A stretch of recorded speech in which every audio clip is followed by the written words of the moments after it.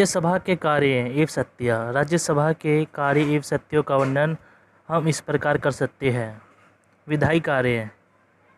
वैसे तो विधायी प्रक्रिया को पूरा करने का उत्तरदायित्व पूरी सदन अर्थात राष्ट्रपति, लोकसभा एवं राज्यसभा है, किंतु धन विधेयकों के अतिरिक्त अन्य सभी विधायक राज्यसभा से प्रभावित किए जा सकते हैं, परंतु वह लोकसभा की स्वीकृति के बिना कानून नहीं बना सकते। इसका अर्थ ये हुआ कि साधारण विधायकों के संबंध में दोनों सदनों की शक्ति समान है। यदि किसी विधायक को पारित करते समय दोनों सदनों से सहमति हो तथा राष्ट्रपति नियुक्त अधिवेशन बुलाया जा सकता है। संयुक्त अधिवेशन में उपस्थित सदस्यों के स्पष्ट बहुमत द्वारा पारित प्रस्ताव द्वारा गतिरोध को दूर किया जा सकता है। यदि किसी साधारण विधायक को राज्यसभा 6 मास तक पारित न करे तो भी संयुक्त अधिवेशन बुलाया जा सकता है। वास्तव में संयुक्त अधिवेशन में लोकसभा का पलड़ा भारी रहता है, क्योंकि अब की सदस्य संख्या राज्यसभा के दुगने से भी आधी है। राज्यसभा को लोकसभा द्वारा पारित किसी विधायक को अधिक से अधिक 6 मास तक टाला सकती है, परंतु पारित होने से रोक नहीं सकती। ऐसे संयुक्त अधिवेशन कई प्रकार बुलाए जा चुके हैं। संयुक्त अधिवेशन की अध्यक्षता लोकसभा अध्यक्ष करता है। वित्तीय कार्य। वित्तीय क्षेत्र में राज्यसभा का नियंत्रण केवल नाम मात्र का है। ये निर्णय कि कोई विधायक धन विधेयक या नहीं लोकसभा के अध्यक्ष द्वारा किया जाता है। धन विधेयक केवल लोकसभा में प्रस्तावित किए जा सकते हैं, राज्यसभा में नहीं। जब कोई वित्त विधेयक धनमंत्री लोकसभा द्वारा पारित कर दिया जाता है तो उसे राज्यसभा में भेज दिया जाता है। वहाँ उसे पारित करना 14 दिन के अंदर या अपने सुझावों सहित लोकसभा को वापस भेजना आवश्यक है। यदि ऐसा ना किया जाए तो विधेयक 14 दिन के पश्चात पारित माना जाता है। राज्यसभा द्वारा भेजी गई सिफारिशों को मानने के लिए लोकसभा बांधे नहीं है। 1978 में राज्यसभा ने वित्तीय विधेयक में संशोधन संबंधी सुझाव लोकसभा को भेजे, जिसे लोकसभा ने अस्वीकार कर दिया। अनुदान मांगे भी लोकसभा में ही रखी जाती है। इस प्रकार लोकसभा राज्यसभा से अधिक शक्तिशाली बन जाती है। प्रशासकीय कार्य। मंत्रियों की नियुक्ति दोनों सदनों से की जाती है। वे दोनों सदनों की बैठकों में हिस्सा लेते हैं तथा उन्हें दोनों सदनों को संतुष्ट करना होता है। प्रश्नकाल में राज्यसभा सदन किसी भी प्रकार की जानकारी प्राप्त कर सकते हैं। चर्चा करते समय मंत्रियों की आलोचना भी की जा सकती है। विधि निर्माण की प्रक्रिया में सरकार का पूर्ण निरीक्षण होता है और राज्यसभा कानून बनाने में बराबर की भागीदार है। सरकार द्वारा निर्धारित नीतियों के पक्ष में मत प्रकट करने हेतु मंत्री राज्यसभा में उपस्थित होते हैं, चाहे वो उसके सदस्य ना भी हो। ऐसी स्थिति में उन्हें मतदान का अधिकार नहीं होता, किंतु राज्यसभा को यह अधिकार नहीं है कि वह सरकार के विरुद्ध अविश्वास का प्रस्ताव पारित कर सकें। मंत्रियों का अभ्यादेश करने का अधिकार केवल लोकसभा का है। संशोधन संबंधी कार्य। संविधान में संशोधन का कार्य लोकसभा तथा राज्यसभा अदालतों करते हैं। संशोधन संबंधित विधेयक दोनों में से किसी भी सदन में प्रस्तावित किया जा चुका है, परंतु अनुच्छेद 368 में वर्णित विधि के अनुसार दोनों सदनों से पारित होना आवश्यक है। संशोधन विधेयक के संबंध में गतिरोध को दूर करने की कोई विधि व्यवस्था का वर्णन संविधान में नहीं दिया गया। विधिक कार्य। सर्वप्रथम राज्यसभा लोकसभा तथा विधान सभाओं सहित राष्ट्रपति के निर्वाचन में भाग लेती है और लोकसभा के साथ मिलकर उपराष्ट्रपति का भी निर्वाचन करती है। दूसरे राष्ट्रपति के विरुद्ध महाभियोग उच्चतम एवं उच्च न्यायालयों के न्यायाधीशों, मुख्य निर्वाचन आयुक्त एवं महालेख जोखा अधिकारी को हटाने की प्रक्रिया में राज्यसभा तथा लोकसभा की शक्तियाँ समान है। तीसरे लोकसभा सहित राज्यसभा भी संघ लोक सेवा आयोग महालेखा जोखाधिकारी वित्त आयोग तथा अनुसूचित जाति जनजाति आयुक्त की वार्षिक रिपोर्ट पर विचार करती है। चौथे, लोकसभा सहित राज्यसभा राष्ट्रपति द्वारा घोषित आपात स्थिति को स्वीकृति प्रदान करती है यदि आपातकाल की अवधि बढ़ानी हो तो भी राज्यसभा की स्वीकृति अवश्य है। पांचवें, राज्यसभा को यह अधिकार है कि यदि वह राष्ट्रहित में उचित समझते तो राज्य सूची में दिए गए किसी विषय पर कानून बनाने का अधिकार उपस्थित सदस्यों के 2/3 बहुमत से प्रस्ताव पारित करके संसद को दे सकते हैं, किंतु ऐसे विषय पर बना हुआ कानून केवल 1 वर्ष तक चल सकता है। छठे, राज्यसभा को यह अधिकार है कि वह अपने उपस्थित तथा मत देने वाले 2/3 सदस्यों के बहुमत से ये प्रस्ताव पारित करे कि एक या एक से अधिक अखिल भारतीय सेवा आरंभ करना राष्ट्रहित में है, इसलिए सदन को इस पर कानून बनाना चाहिए। उपरांत चर्चा से ये स्पष्ट हो जाता है कि राज्यसभा लोकसभा की अपेक्षा कम शक्तिशाली है। संविधान में राज्यसभा को अधिक शक्तियाँ नहीं दी गई है। साधारण विधेयक पारित करते समय उत्पन्न गतिरोध का समाधान मछलीमान वाली जिला लोकसभा की इच्छा पर निर्भर करता है, क्योंकि लोकसभा सदस्य की संख्या काफ़ी अधिक है। जहां तक कि वित्त विधेयक का प्रश्न है, राज्यसभा इसे अधिक से अधिक 14 दिन तक अपने पास रख सकती है। प्रशासन पर राज्यसभा का कोई नियंत्रण नहीं होता। राज्यसभा मंत्रियों को भी त्यागपत्र देने के लिए वास्ते नहीं कर सकती। राज्यसभा द्वितीय सदन होते हुए भी संवैधानिक व्यवस्था में द्वितीय सदन का वांछित उत्तरदायित्व नहीं निभा सकती। राज्यसभा ना तो अमेरिका की सीनेट की भांति राज्यों को समान प्रतिनिधित्व प्रदान करती है और ना ही राज्य सरकारों की सलाह पर कार्य करती है। राज्यसभा राज्यों के हितों की रक्षा भी नहीं कर सकती। ये तो सत्ता में आए राजनीतिक दलों के हाथ की कठपुतली मात्र है। मॉरिस जोन्स ने ठीक कहा कि राज्यसभा सदैव एक गौण सदन रहा है। गणपूर्ति एवं सदन सदस्यों के वेतन और भाते सदन के दोनों सदनों में किसी भी बैठक के लिए गतिपूर्ण कुल सदस्यों का 10वां भाग होती है। यदि सदन के किसी अधिवेशन में किसी समय गतिपूर्ण ना हो तो सदस्यों की सूचना एक घंटी बजाती है। यदि घंटी बजाने के पश्चात भी गणपूर्ति ना हो तो अध्यक्ष सदन की बैठक को स्थगित कर सकता है। सदनों के वेतन और भाते, प्रत्येक सदन के सदस्यों को 12,000 रुपये वेतन, 10,000 रुपये निवेतन, क्षेत्र भाता 14,000 रुपये अन्य वाक्यों के लिए प्रतिमास मिलता है। प्रत्येक सदन को 500 रुपये दैनिक भाता मिलता है। यदि वह दिल्ली में उपस्थित है और सदन के रजिस्ट्रेशन में उपस्थित लगाए।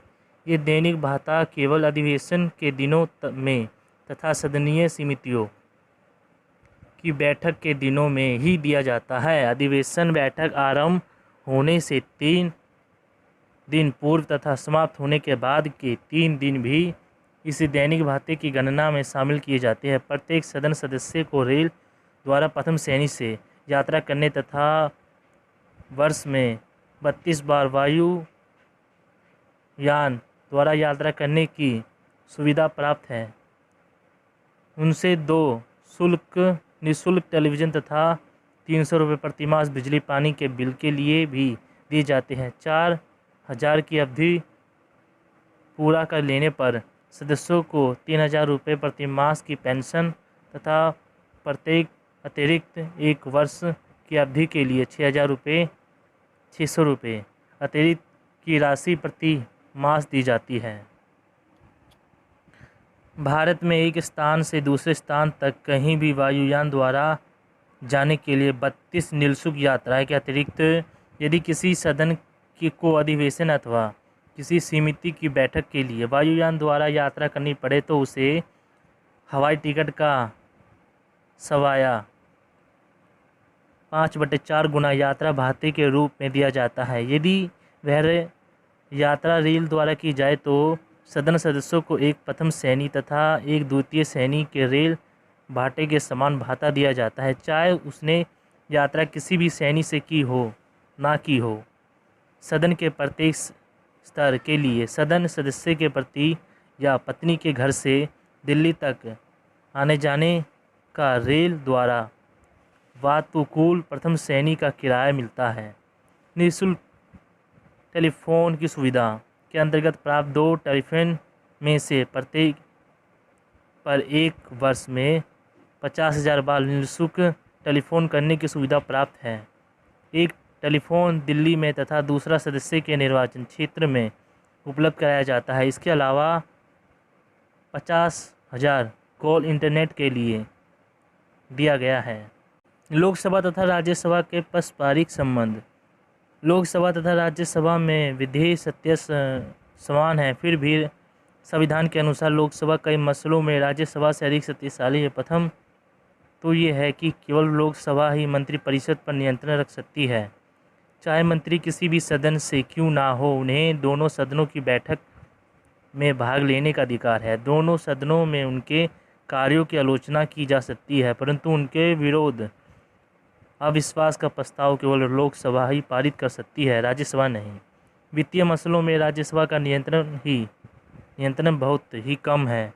धन विधेयक केवल लोकसभा से प्रस्तावित किए जा सकते हैं, राज्यसभा से नहीं। किसी भी लोकतंत्र का ये मूल सिद्धांत है कि राज्य के वेतन पर जनता का नियंत्रण होना चाहिए। देश की आय और व्यय के मसले में लोगों को अवश्य विश्वास में ले लेना चाहिए कि यह आवश्यकता केवल लोकसभा में ही संभव है, क्योंकि लोकसभा प्रत्येक रूप से निर्वाचित सदन है, परंतु संविधान के अनुसार यह अनिवार्य है कि प्रत्येक वित्तीय विधायक को राज्यसभा का विचारवृत्त भेजा जाए। राज्यसभा चाहे उसे संशोधित करे या ना करे, उसे वह विधेयक 14 दिन के अंदर अवश्य वापस करना होगा। 14 दिन के पश्चात विधेयक दोनों सदनों से पारित समझा जाता है। इस प्रकार वित्तीय मसलों में राज्यसभा परामर्श देने के लिए अतिरिक्त कुछ भी नहीं कर सकती।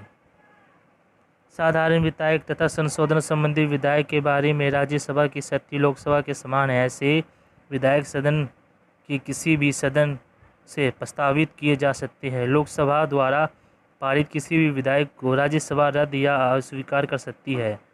यदि दोनों सदनों में सहमति हो, जिसे गतिरोध कहा जाता है, तो राष्ट्रपति दोनों सदनों की संयुक्त बैठक बुला सकता है। किसी अध्यक्षता लोकसभा का अध्यक्ष करता है। यह गतिरोध उपस्थित सदस्यों के साधारण बहुमत द्वारा दूर किया जाता है और फिर राष्ट्रपति की स्वीकृति के लिए भेजा दिया जाता है। क्योंकि लोकसभा की सदस्यता संख्या राज्यसभा की सदस्य संख्या के 2 गुना से भी अधिक है, इसलिए संयुक्त बैठक में होने वाला निर्णय लोकसभा की इच्छा अनुसार होता है। यद्यपि उपरांत चर्चा के पश्चात ऐसा लगता है कि राज्यसभा एक कमजोर सदन है। यद्यपि कुछ प्रावधान ऐसे हैं जो राज्यसभा की शक्ति को स्थापित करते हैं। इन दोनों परिस्थितियों में राज्यसभा को लोकसभा की स्वीकृति की कोई आवश्यकता नहीं पड़ती है। ये है, यदि राज्यसभा चाहे तो अनुच्छेद 239 के अनुसार 2/3 बहुमत से प्रस्ताव पारित करके उसे राज्य सूची के किसी भी विषय को राष्ट्रीय महत्व का घोषित करके कुछ समय के लिए सदन को उस पर कानून बनाने का अधिकार दे सकती है। इस प्रकार का प्रस्ताव 1 वर्ष से अधिक की अवधि के लिए नहीं हो सकता और बनाया गया कानून सारे देश के लिए या देश के किसी भी भाग के लिए भी हो सकता है। अनुच्छेद 312 के अनुसार राज्यसभा को यह अधिकार दिया गया है कि वह 2/3 बहुमत से प्रस्ताव पारित करके किसी नई अखिल भारतीय सेवा की स्थापना कर सकती है।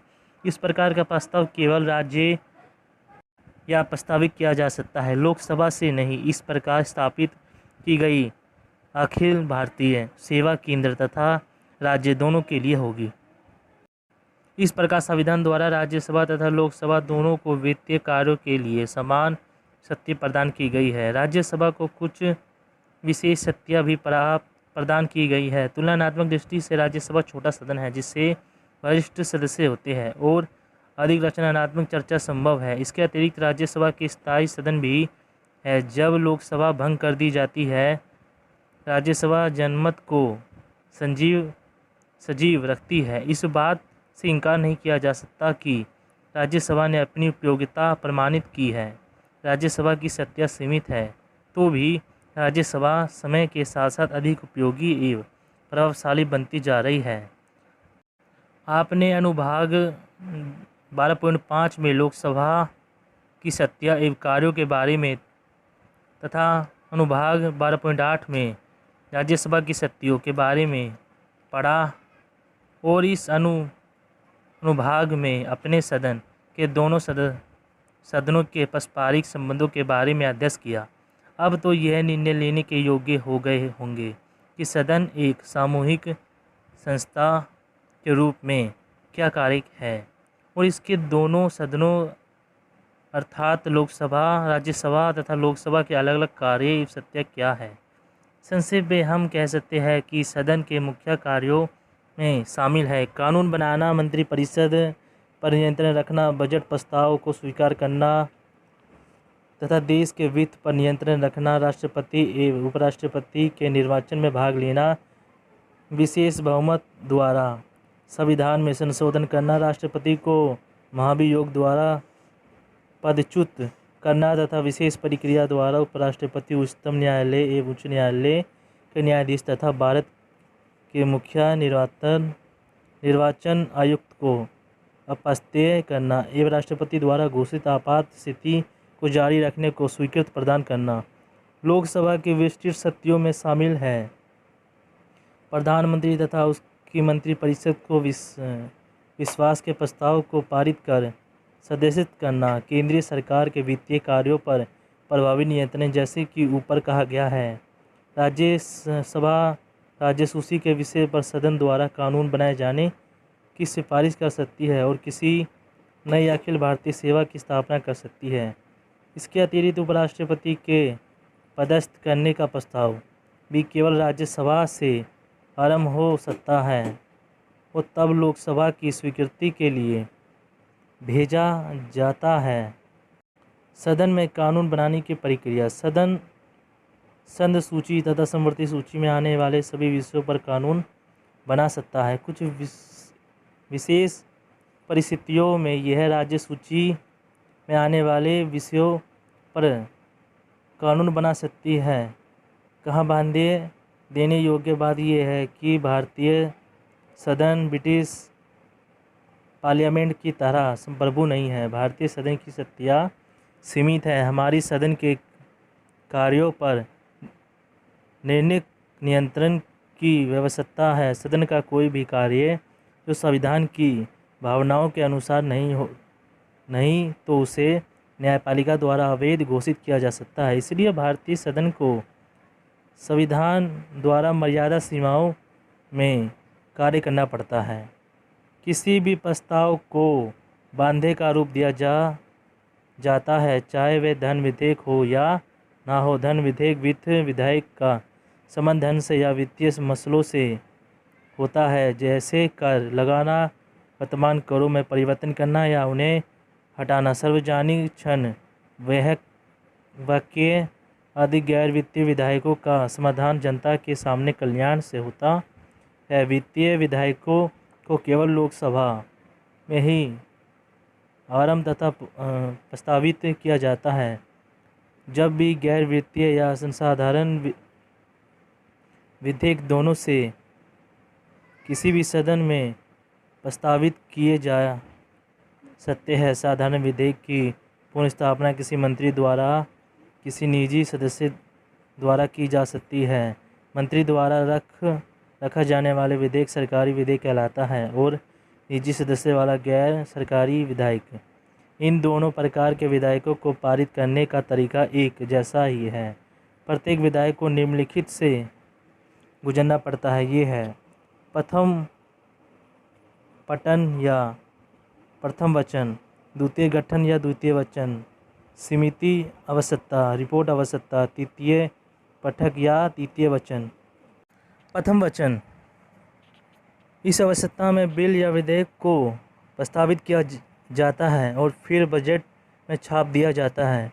बिल को प्रस्तावित करने की अनुमति के लिए प्रार्थना के साथ उसको रखने का कारण एवं उद्देश्य सभापति के पास भेज दिए जाते हैं। यदि किसी निजी सदस्य को कोई विधेयक प्रस्तावित करना हो तो उसे सभापति या अध्यक्ष अपने इस आशय के संबंध में एक नोटिस अथवा पूर्व सूचना देनी होती है।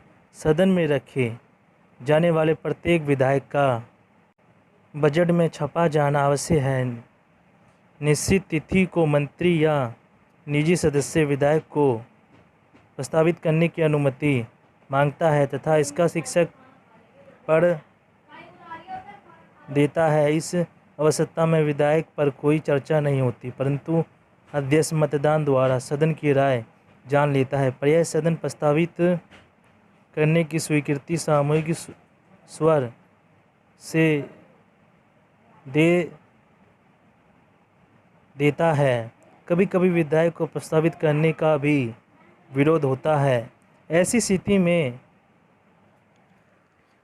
अध्यक्ष प्रस्ताव को विधेयक के पक्ष में अपना कर्तव्य देने को कहता है। यदि विधेयक को प्रस्तावित करने का विरोध इस प्रकार किया जा रहा हो क्योंकि वह सदन के अधिकार के क्षेत्र में नहीं आता तो इस अध्यक्ष उस पर पूरी चर्चा कराने की आज्ञा भी दे सकता है। सदन द्वारा अनुमति मिल जाने के बाद विधेयक को औपचारिक रूप से पुनर्स्थापित करा दिया जाता है और प्रथम वचन समाप्त हो जाता है।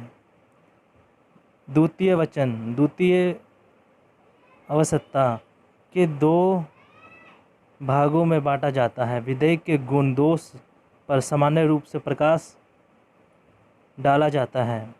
विधेयक की सभी धाराओं पर विचार तथा तत्संबंधी संशोधन प्रस्ताव यदि कोई रख जाए और फिर विधेयक को पारित करना।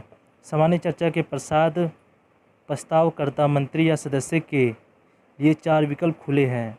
विधेयक पर सदन स्वयं विचार करे, इसे प्रवर समिति के विचार भेजा जाए, इसे दोनों सदनों की नियुक्ति समिति को सौंपा जाए।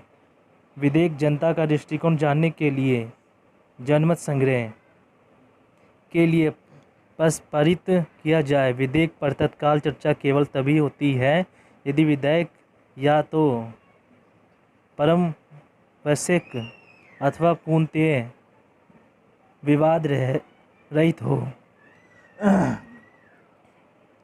संयुक्त पावर समिति की अवस्था में दूसरी सदन की समिति अवश्य ली जाती है जो विधेयक समान कल्याण से संबंधित हो या ऐसे विषय से संबंधित हो जो राष्ट्रीय जीवन के लिए बिल्कुल नया हो या किसी विवादास्पद विषय से संबंधित हो। उसे जनमत संग्रह के लिए प्रस्तावित किया जाता है। हमारे देश में अधिकतर विधेयक पावर समिति को नहीं सौंपे जाते। द्वितीय वचन के आरंभ में सदन में विधेयक के प्रमुख सदस्यों पर चर्चा होती है। प्रस्तावित विधेयक के उद्देश्यों पर विस्तार से प्रकाश डालता है। विद्रोही पक्ष इसका विरोध या आलोचना करता है, परंतु वहाँ पर विचार नहीं होता और ना ही कोई संशोधन प्रस्तावित करने की अनुमति दी जाती है। यदि संशोधन प्रस्तावित करना भी हो तो वह ऊपर उल्लेखित 4 विकल्पों के संबंध में ही होना चाहिए। सामान्य चर्चा के पश्चात मुख्य प्रस्ताव पर मतदान कराया जाता है। सदन जिस विकल्प के पक्ष में प्रस्ताव पारित करता है विधेयक उसी के अनुसार भेज दिया जाता है। जैसे कि पहले भी कहा जा चुका है कि विधेयक पर्याप्त पावर समिति को नहीं भेजा जाता। समिति स्तर। इस समिति का गठन प्रभावी मंत्री द्वारा प्रस्तावित सदस्यों द्वारा किया जाता है। प्रस्तावक मंत्री या सदस्य पहले से ही यह सुनिश्चित कर लेता है कि प्रस्तावित सदस्य समिति की सदस्य ग्रहण करने से इनकार नहीं करेगा। सदस्य समिति के सदस्यों में से एक को इसका अध्यक्ष नियुक्त करता है। यदि सदन का उपाध्यक्ष या सभापति उपसभापति किसी समिति का सदस्य हो तो वह ही उस समिति का अध्यक्ष होता है। संयुक्त समितियों में लोकसभा तथा राज्यसभा प्रस्तावित सदस्यों की संख्या का अनुपात 2.1 होता है। पावर समिति की गणपूर्ति उसकी कुल सदस्य संख्या का एक तिहाई होता है। यदि कोई व्यक्ति समिति का सदस्य नहीं हो तो वह उसकी बैठकों में बैठ तो सकता है, परंतु उसकी गतिविधियों में भाग नहीं ले सकता, किंतु संबंधित मंत्री समिति के अध्यक्ष की अनुमति से इसे संबोधित कर सकता है। समिति में सभी निर्णय बहुमत द्वारा लिए जाते हैं। अध्यक्ष का मत निर्णायक मत होता है। समिति विधायक धारावार निरीक्षण करती है। इसके सदस्य अध्यक्ष की अनुमति से संशोधन प्रस्तावित कर सकते हैं। समिति विधायक से संबंधित किसी भी व्यक्ति को बुला सकती है या किसी भी पत्र या अभिलेख को मांग सकती है, परंतु राष्ट्रीय हित में सरकार यदि चाहे तो किसी पत्र या अभिलेख को देने से इनकार भी कर सकती है। समिति विशेषज्ञों तथा विशेष हित समूह के प्रतिनिधियों के विचार भी जान सकती है। सभी व्यक्तियों को सुनाने के पश्चात तथा सभी अभिलेख या पत्र देखने के बाद समिति किसी निष्कर्ष पर पहुंचती है। समिति विधायक के मूल सिद्धांतों को ध्यान में रखते हुए कुछ संशोधन भी प्रस्तावित कर सकती है। रिपोर्ट स्तर। समिति द्वारा रखी गई रिपोर्ट 2 भागों में होती है। पहले भाग में वो सभी बिंदु होते हैं जिसका समावेश समिति के अनुसार विधायक में अवश्य किया जाना चाहिए। इसी के साथ साथ इस प्रस्तावित संशोधन के पीछे औचित्य या कारण भी लिख जाते हैं। दूसरे भाग में समिति द्वारा बनाया गया विधायक का पूर्ण विवरण तथा प्रारूप दिया जाता है। निर्धारित तिथि को अध्यक्ष या कोई अन्य अधिकृत व्यक्ति समिति द्वारा तैयार की गई रिपोर्ट प्रस्तुत करता है। रिपोर्ट को रखने वाला संक्षिप्त वक्तव्य भी देता है। इस अवस्था में रिपोर्ट पर चर्चा नहीं होती। रिपोर्ट की प्रतियां सदन में सदस्यों को बांट दी जाती है और प्रस्तावक सदस्यों सदन में इस पर विचार करने की मांग रखता है। विधायक पर धारावार विचार किया जाता है और संशोधन भी प्रस्तावित किए जाते हैं। प्रस्तावित करने के लिए सदस्यों को एक दिन पूर्ण सूचना देनी होती है। अध्यक्ष या सभापति संशोधन वास्तविक करने की अनुमति के बारे में निर्णय लेता है। प्रत्येक संशोधन संबंधी प्रस्ताव पर मत होता है। यदि उपस्थित सदस्यों द्वारा बहुमत से समर्थन हो तो संशोधन पारित माना जाता है। इसके पश्चात पूरी धारणा को पारित करने के लिए मतदान कराया जाता है। कभी कभी समय बचाने के लिए 2/3, 3 या इससे अधिक धाराओं में इकट्ठे मतदान करा लिए जाते हैं। यदि सदन को इस पर कोई आपत्ति हो तो जब सब धाराओं को सदन की स्वीकृति प्राप्त हो जाती है तो द्वितीय वचन समाप्त हो जाता है। तृतीय वचन।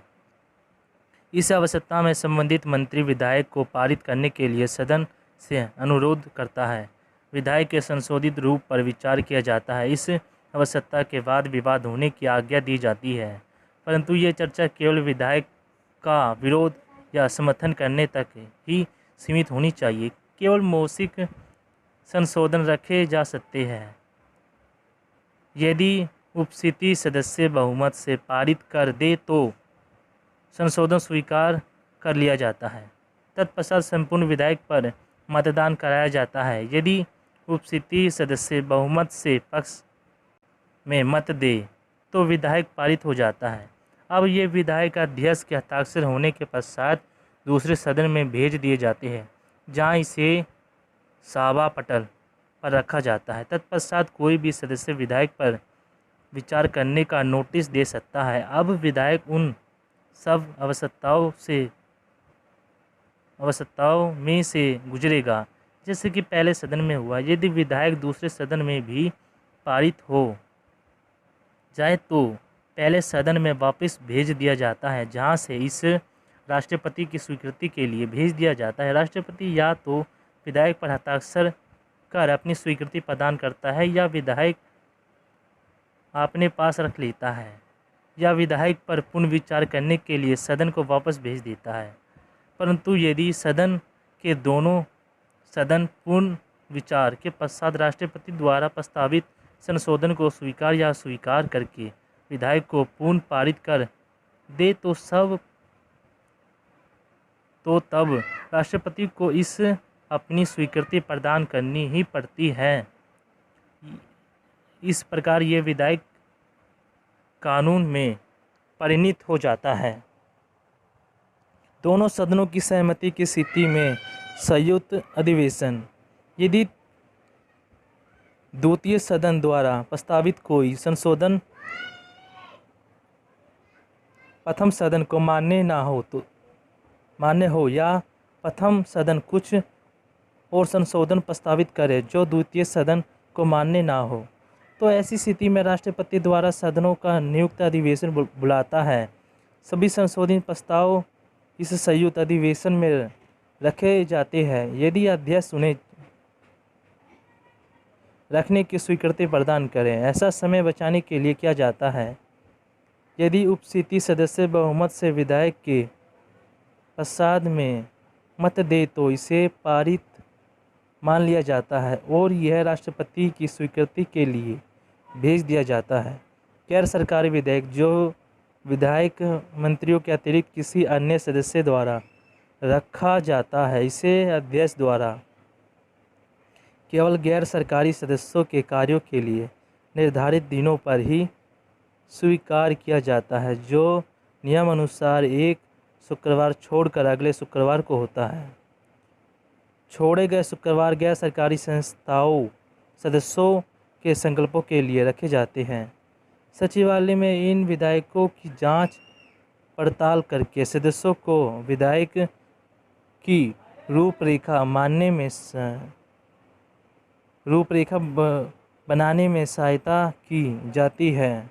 गैर सरकारी विधायक प्रस्तावित करने की विधि वही है जो सरकारी विधायकों के लिए अपनाई जाती है। अंतर केवल इतना ही है कि गैर सरकारी विधेयक एक विशेष समिति को सौंप दिया जाता है, जिसे गैर सरकारी सदस्य विधायक तथा संकल्प संबंधी समिति कहते हैं। इस समिति के अध्यक्ष की नियुक्ति सदन अध्यक्ष द्वारा की जाती है। यदि सदन का उपाध्यक्ष इस समिति का सदस्य हो तो वही इसका अध्यक्ष होगा। यह समिति विधेयक का निरीक्षण करके निर्धारित समय में अपनी रिपोर्ट प्रस्तुत करती है। इसके पश्चात विधायक उन सब आवश्यकताओं से गुजरता है जिसका उल्लेख ऊपर किया जा चुका है। वित्तीय विधायक संबंधी प्रक्रिया। भारत में अपनाई जाने वाली वित्तीय विधायक संबंधी प्रक्रिया वैसे ही है जैसे कि ब्रिटेन में अपनाई जाती है। ब्रिटेन सदन की तरह भारत के भी धन विधेयक केवल लोकसभा में ही प्रस्तावित किया जा सकता है, राज्यसभा में नहीं। इस प्रकार ब्रिटेन के निचले सदन की तरह हमारी लोकसभा भी वित्तीय मसलों पर निर्णय लेने का एक अधिकार रखती है। दोनों देशों में सार्वजनिक वाय निचले सदन अर्थात लोकसभा का ही उत्तरदायित्व है। धन विधेयक केवल लोकसभा में ही प्रस्तावित किए जा सकते हैं, राज्यसभा में नहीं। किंतु लोकसभा से पारित होने के पश्चात इन्हें राज्यसभा के पास भेज दिया जाता है। राज्यसभा इसको अस्वीकार नहीं कर सकती, परंतु 14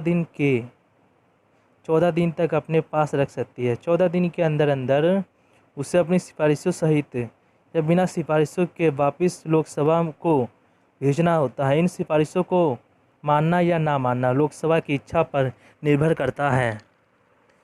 इसके पश्चात राज्यसभा द्वारा 14 दिन तक रोके रखे जाने के बाद धन विधेयक दोनों सदनों द्वारा पारित मान लिया जाता है। अब यह राष्ट्रपति की स्वीकृति के लिए भेज दिया जाता है। राष्ट्रपति किसी भी धन विधेयक को पुनर्विचार के लिए वापस नहीं भेज सकता, क्योंकि धन विधेयक को वास्तविक करने से पूर्व उनकी अनुमति प्राप्त कर ली जाती है। धन विधेयक, जो विधेयक किसी प्रकार के कर को लगाने, घटाने, बढ़ाने या समाप्त करने, भारत सरकार ऋण लेने, वह अत्यपूर्ति देने या वित्तीय उत्तरदायित्व के लिए कानून का नियमन करने तथा भारत की सचिव निधि अथवा संक्रमण निधि से संबंधित हो, उसे धन विधेयक कहते हैं। बजट, सार्वजनिक धन में से होने वाले आय तथा व्यय का वार्षिक ब्यौरा बजट कहलाता है। इसे सदन में 2 भागों में प्रस्तावित किया जाता है, रेल बजट तथा सामान्य बजट। रेल बजट में केवल यातायात से संबंधित अनुमति, आय या व्यय का ब्यौरा किया जाता है, जिसे लोकसभा में रेल मंत्री द्वारा प्रस्तावित किया जाता है। सामान्य बजट में भारत सरकार के रेलवे विभाग को छोड़ बाकी सभी विभागों का अनुमानित आय व्यय का ब्यौरा होता है। ये बजट वित्त मंत्री द्वारा लोकसभा में प्रस्तावित किया जाता है। सदन में बजट पारित करने की प्रक्रिया इस प्रकार है। बजट पर सामान्य वाद विवाद, इस अवस्था में सरकार की वित्तीय नीतियों पर चर्चा होती है, परंतु विभिन्न विभागों से संबंधित वित्तीय चर्चा नहीं होती। सामान्य चर्चा के पश्चात वित्त मंत्री सदस्यों द्वारा पूछे गए प्रश्नों का उत्तर देते हैं। मांगों पर मतदान, अब प्रत्येक विभाग या मंत्रालय की मांगों पर अलग अलग विचार होता है।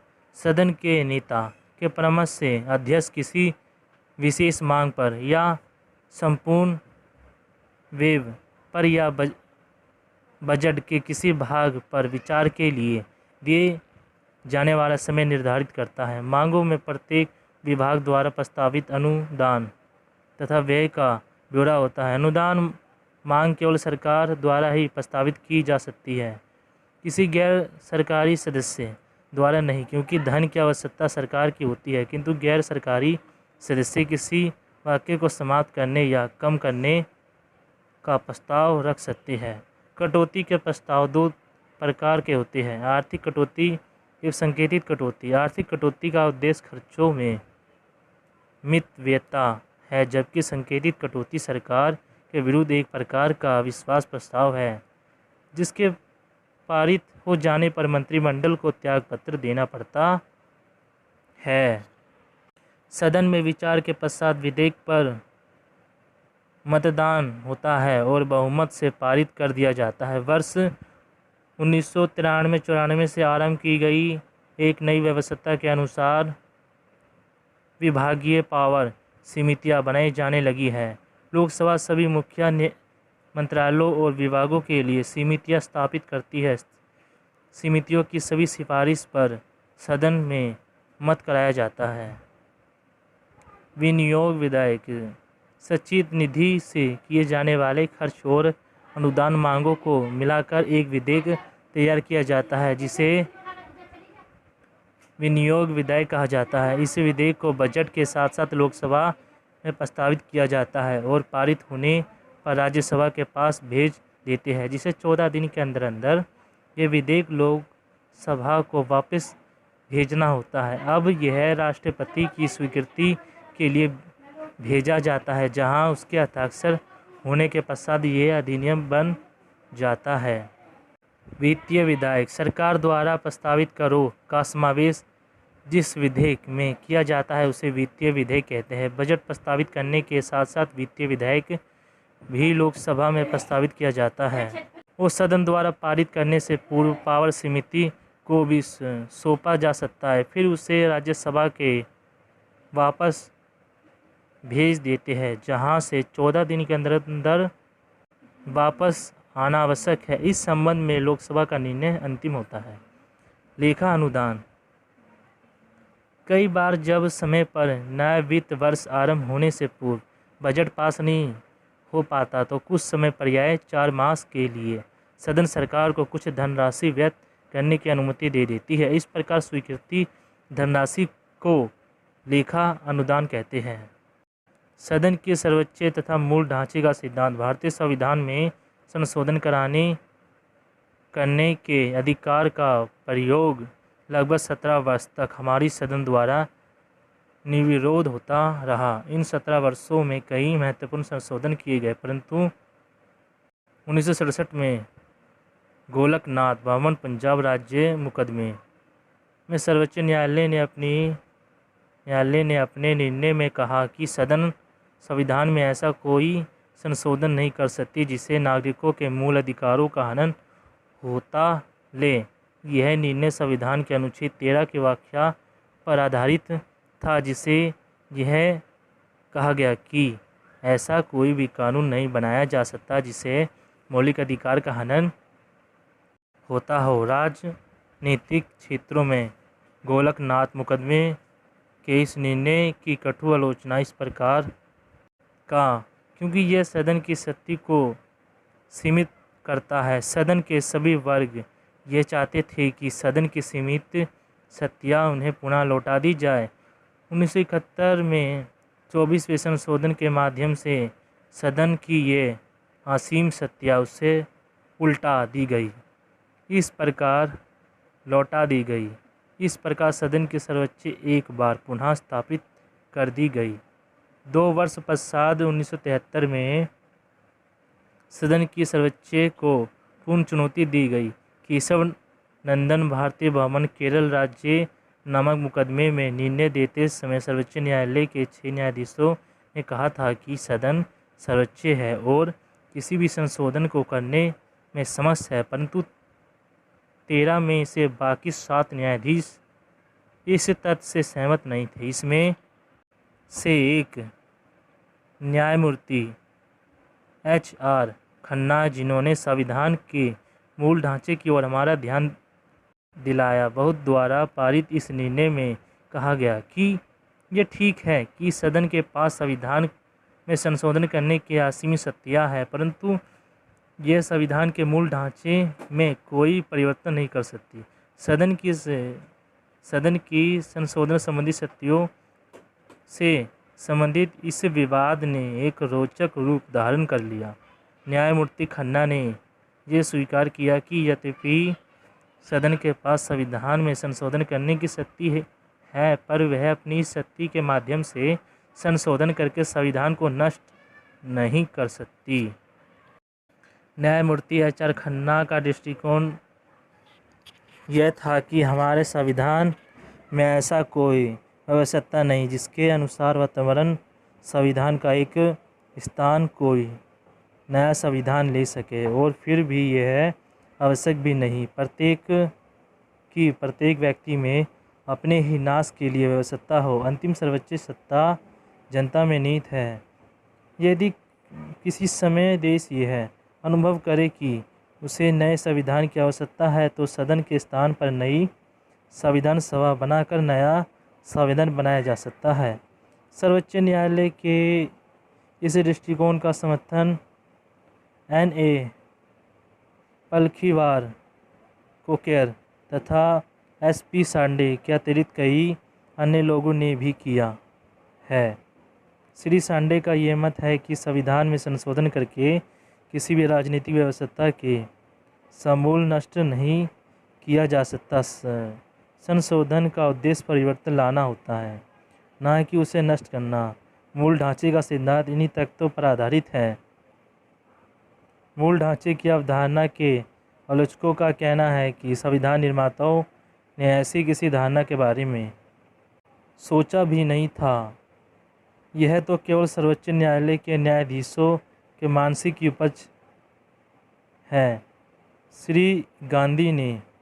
श्रीमती गांधी ने भी इस अवधारणा को हानिकारक बताया। कुछ आलोचकों का कहना यह है कि सदन के माध्यम से की कई जान अभिव्यक्ति को चुनौती देने का अधिकार न्यायपालिका को नहीं दिया जा सकता।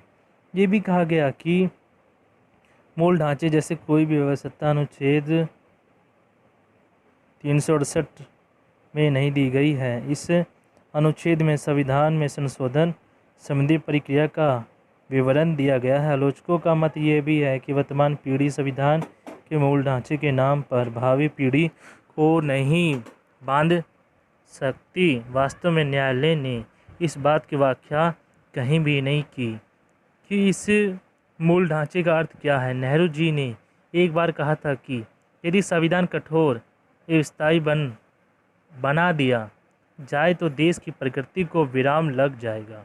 श्रीमती इंदिरा गांधी की सरकार ने एक बार फिर प्रयास किया कि सदन की सर्वोच्च को पुनः स्थापित किया जाए और मूल ढांचे के सिद्धांत से उत्पन्न विवाद का कोई हल निकाला जाए। 1976 में पारित 42वें संशोधन में ये स्पष्ट प्रावधान है कि अनुच्छेद 368 के अंतर्गत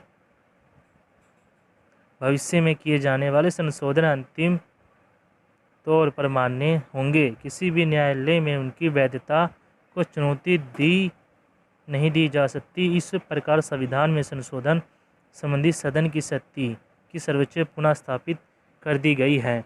42वें संविधान संशोधन अधिनियम के लागू होने के बावजूद भी मूल ढांचे के सिद्धांत संबंधी विवाद हल नहीं हो सके। अधिकतर राजनीतिक नेता इस बात पर प्रसन्न है कि सदन की सर्वोच्च पुनः स्थापित हो गई, परंतु अधिकतर न्याययोक्ता यह अनुभव करते हैं कि 42वें संशोधन न्यायिक की मानसिक शक्तियों को सीमित कर दिया गया है। इसका तर्क यह है कि नियंत्रण एवं संतुलन के सिद्धांत को नष्ट करके व्यवस्थापिका को मान्य तरीके से निर्णय लेने का अधिकार दे दिया गया है। 1977-79 में जनता शासन के दौरान पारित 2 सदनों के माध्यम से न्यायपालिका की छीनी गई शक्तियों को पुनः वापस दिलाया गया, परंतु सदन ने यह स्वीकार नहीं किया कि वह संविधान के मूल ढांचे को नहीं छोड़ेगी। वास्तव में यह विवाद राजनीतिक बन चुका था और देश के होने वाले राजनीतिक परिवर्तनों से प्रभावित हुआ बिना रह भी नहीं सकता। 42वें संशोधन से इस बात की व्याख्या थी कि किसी भी संवैधानिक संशोधन की वैधता को न्यायालय में चुनौती नहीं दी जा सकती। भी सर्वोच्च न्यायालय ने अगस्त 1980 में मिनवा मिल मुकदमे में ये कहा कि 42वें संशोधन की 2 धारा अवैध है। न्याय ने 4.1 के अपने निर्णय में ये स्पष्ट कहा है कि व्यवस्था की किसी भी संशोधन अधिनियम की वैधता को चुनौती नहीं दी जा सकती, अपने आप में वैध तथा गैर कानूनी है, क्योंकि इससे मूल ढांचे के सिद्धांत का उल्लंघन होता है। इस प्रकार न्यायालय ने एक बार फिर इस बात पर बल दिया कि केवल वही निर्णय कर सकता है कि मूल ढांचे में परिवर्तन हुआ है या नहीं। आपने क्या सीखा? इस पाठ में आपने भारत की केंद्रीय विधायी संस्था के बारे में अध्ययन किया, जिसे सदन कहा जाता है। राष्ट्रपति सदन का एक अभिअंग है और द्विसदनीय व्यवस्था स्थापिका है, जिसके 2 सदन, लोकसभा तथा राज्यसभा। राष्ट्रपति दोनों में से किसी भी सदन का सदस्य नहीं होता, परंतु सदन के दोनों सदनों द्वारा पारित सभी विधेयक उसकी स्वीकृति के लिए भेजे जाते हैं। राष्ट्रपति के हस्ताक्षर हो जाने के पश्चात विधेयक कानून बन जाते हैं। लोकसभा वार्षिक मताधिकार का आधारित जनता द्वारा प्रत्येक रूप से निर्वाचित सदन है, जिसमें 18 वर्ष तथा उससे अधिक आयु के सभी पुरुष तथा स्त्रियां मतदान कर सकती हैं। लोकसभा की अधिकतम सदस्य संख्या 550 हो सकती है। इस समय प्रत्यक्ष रूप से निर्वाचित 542 सदस्य राष्ट्रपति 2 एंग्लो इंडियन सदस्यों को मनोनीत करता है। विभिन्न राज्यों से निर्वाचित होने वाले सदस्यों की संख्या वहां की जनसंख्या पर आधारित है। अधिकतम जनसंख्या वाले राज्य उत्तर प्रदेश के 85 सदस्य हैं और न्यूनतम सिक्किम का केवल 1। कुछ स्थान अनुसूचित जाति तथा अनुसूचित जनजाति के लिए आरक्षित होते हैं। महिलाओं के लिए आरक्षण का प्रस्ताव भी रखा जाने वाला है। सभी मतदाताओं अपनी आयु कम से कम 25 वर्ष हो और जो सरकारी कर्मचारी नहीं हो लोकसभा का सदस्य बन सकता है। इसका सामान्य कार्यकाल 5 वर्ष है। इसका सभापतित्व अध्यक्ष द्वारा किया जाता है, जो लोकसभा सदस्यों द्वारा अपने में से ही निर्वाचित किया जाता है।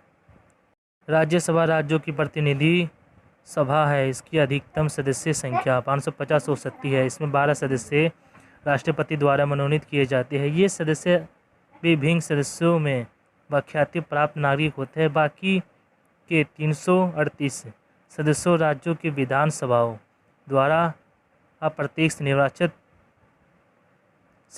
होते हैं। राज्यसभा की सदस्यता के लिए न्यूनतम आयु 30 वर्ष है। ये एक स्थायी सदन है जिसका प्रत्येक सदन 6 वर्ष के लिए निर्वाचित होता है, परंतु एक तय सदस्य हर 2 वर्ष के पश्चात अवकाश प्राप्त कर लेते हैं और उतने ही निर्वाचित कर लिए जाते हैं। प्रत्येक राज्य से निर्वाचित होने वाले सदस्यों की संख्या भिन्न भिन्न है। इस प्रकार उत्तर प्रदेश में 34 सदस्य, सिक्किम में केवल 1 और राष्ट्रीय राजधानी क्षेत्र दिल्ली से 3 सदस्य हैं। राज्यसभा का सभापति भारत का उपराष्ट्रपति होता है।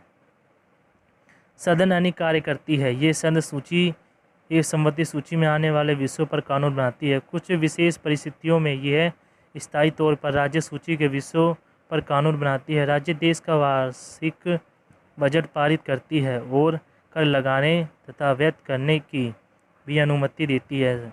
सदन परिषद मंत्रिपरिषद पर अपना नियंत्रण बनाए रखती है और लोकसभा तो मंत्रिपरिषद को पदस्थ भी कर सकती है। सदन के दोनों सदनों के सभी निर्वाचित सदस्य राष्ट्रपति के निर्वाचन में भाग लेते हैं। सदन सदस्य उपराष्ट्रपति का भी निर्वाचन करते हैं तथा उसे अपदस्थ भी कर सकते हैं।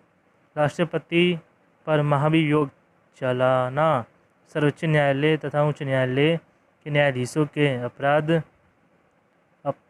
अपदस्थ करना तथा मुख्य निर्वाचन आयुक्त को हटाना सदन के अधिकार क्षेत्र में आता है। यह विशेष बहुमत द्वारा संविधान के संशोधन भी कर सकती है। लोकसभा राज्यसभा की तुलना में निश्चित रूप से अधिक शक्तिशाली है, क्योंकि यह मंत्रिपरिषद के अतिरिक्त देश के वित्तीय पर भी नियंत्रण रखती है।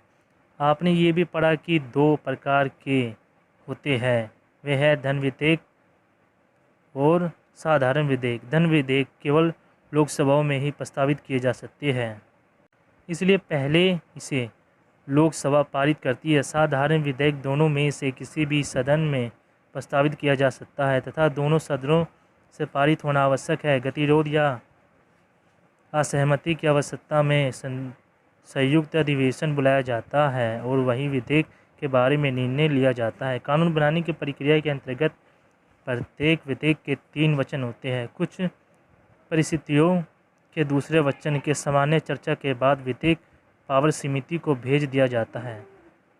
आगामी वर्ष का अनुमानित आय तथा व्यय संबंधी बजट प्रस्ताव लोकसभा में पारित किया जाता है। सभी प्रकार के विधेयक सदन से पारित होने के पश्चात राष्ट्रपति की स्वीकृति के लिए भेज दिए जाते हैं। साधारण विधेयक पर हस्ताक्षर करने से पूर्व राष्ट्रपति उसे पुनर्विचार के लिए वापस भेज सकता है। दोस्तों, ये चैप्टर खत्म हुआ। वीडियो अच्छी लगे तो वीडियो को लाइक करें, चैनल को सब्सक्राइब करें। थैंक यू दोस्तों।